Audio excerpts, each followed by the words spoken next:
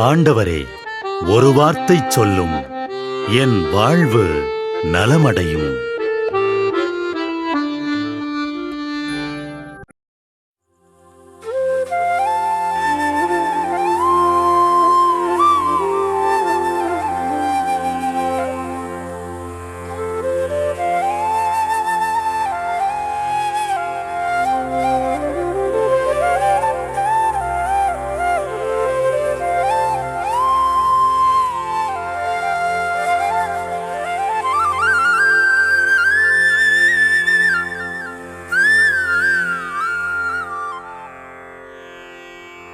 தந்தை, மகன், தூய ஆவியின் பெயராலே ஆமென்.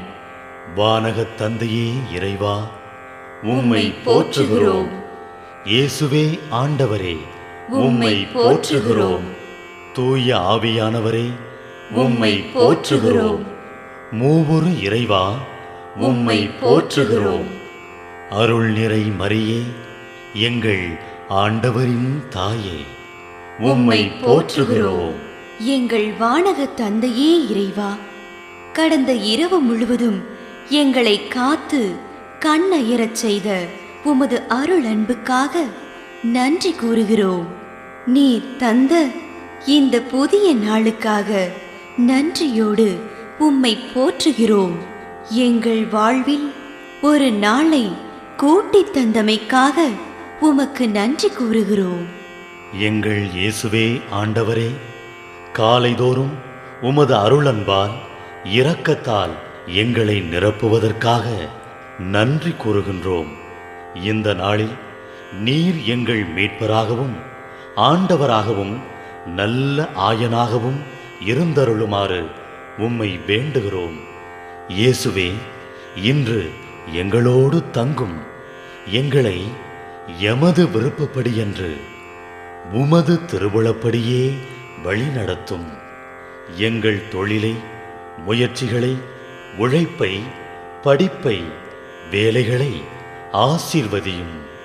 தூய ஆவியானவரே, எங்கள் வழித்துணையாளரே, இன்று முழுவதும் எங்கள் ஞானமாய், ஆற்றலாய், சக்தியாய் இருந்தருளும்.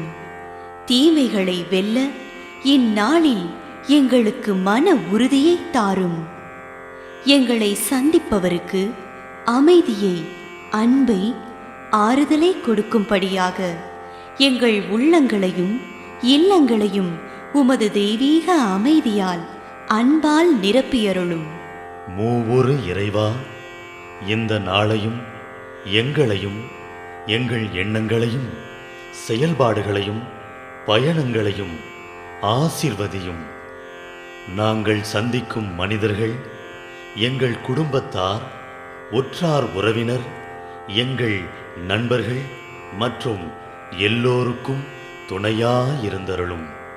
மேலும் உடல் நலம் குன்றியோர், துயருறுவோர், கைவிடப்பட்டோர், தனிமையில் வாடுவோர், எளியோர், படிக்கும் மாணாக்கர்கள், ஆசிரிய பெருமக்கள், அரசு அலுவலர்கள், நாட்டு தலைவர்கள், விவசாயிகள், கடலில் பணிபுரிவோர், பிற தொழில் செய்வோர், துறவிகள், பங்கு தந்தையர், எங்கள் மறைமாவட்ட ஆயர், ஏனைய ஆயர்கள், திருத்தந்தை ஆகிய அனைவரையும் இக்காலை பொழுதில் உம் திருப்பாதம் ஒப்படைக்கின்றோம்.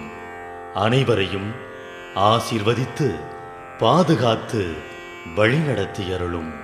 அம்மா மரியே, எங்கள் ஆண்டவரின் தாயே, உம் கருணை மிகு அருட்பார்வை எனும் அடைக்கல கோட்டைக்குள்ளே இன்று முழுவதும் எங்கள் ஒவ்வொருவரையும் அரவணைத்து எந்த சூழ்நிலையிலும் உம்மையும் உம் திருமகன் இயேசுவையும் விட்டு பிரியாதபடி எங்களை பாதுகாத்து வழிநடத்தி அருளும்.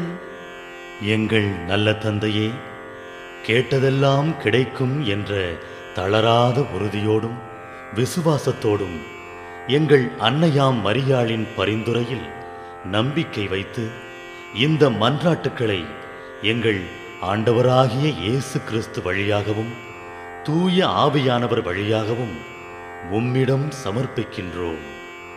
எங்கள் வானகத் தந்தையே, போற்றி போற்றி. எங்கள் ஆண்டவராகிய இயேசுவே, போற்றி போற்றி. தூய ஆவியானவரே, போற்றி போற்றி. மூவொரு இறைவா, போற்றி போற்றி என்று போற்றி மகிழும் எங்கள் இதயத்தை உமது தெய்வீக வல்லமையால் நிரப்பி இந்த நாள் முழுவதும் எங்களை பாதுகாத்து வழிநடத்தியருளும் எங்கள் நல்ல தந்தையே, ஆமென். திருப்பாடல் 23:4.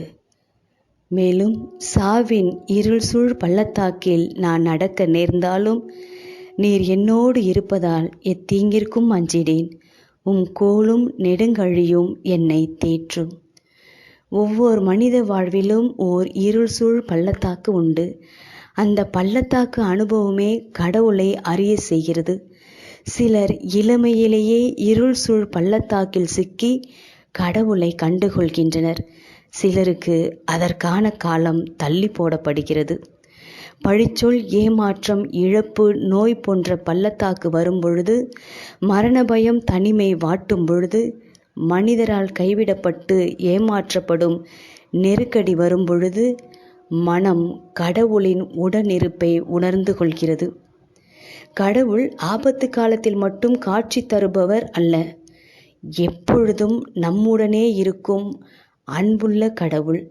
நம் கண்கள்தான் அவரை கண்டுகொள்வதில்லை.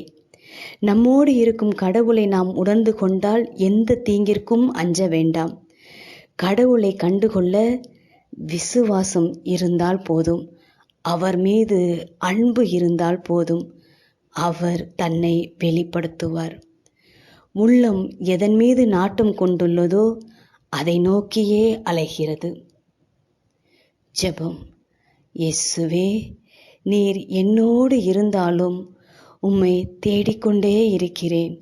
உம்மை காணும் அறியும் ஆன்மீக சந்திப்பை தாரும். ஆமென்.